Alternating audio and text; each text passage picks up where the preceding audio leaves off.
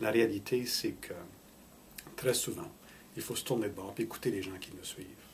Il faut être modeste un peu, il faut être prêt à apprendre, il faut pouvoir, il faut pouvoir diriger aussi d'en arrière, okay? Et de suivre un peu où les gens veulent aller. C'est un rôle différent qu'il faut jouer d'une façon différente avec des compétences nouvelles.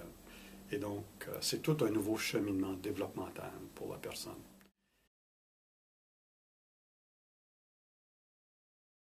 Je pense que la chose la plus importante, c'est de prendre la succession interne au sérieux. Je pense que chaque organisation doit, dès demain, se développer un plan de succession.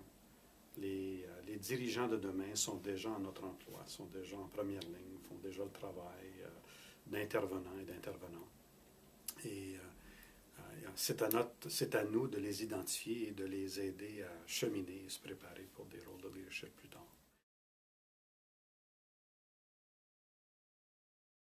C'est un énorme problème en français parce qu'on n'a pas la masse critique. Hein. Il y a un problème de masse critique de gens et on est tous dispersés à tort et à travers dans la province de l'Ontario. Donc c'est dur de se mentorer, c'est dur de s'accompagner puis de s'entraider dans la démarche de leadership.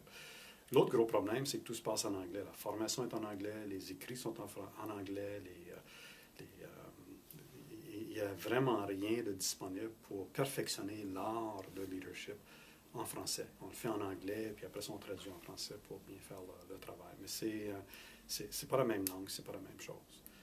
Ça, c'est un sérieux problème. Alors, quand on parle de stratégie de leadership dans la province de l'Ontario, évidemment, on pense à le faire en anglais.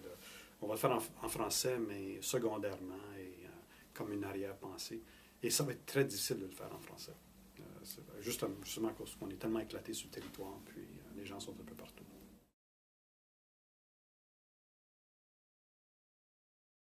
Je crois que le leader de demain, c'est quelqu'un qui va avoir pris au sérieux la tâche ou les fonctions de leadership, les fonctions de mener d'autres personnes.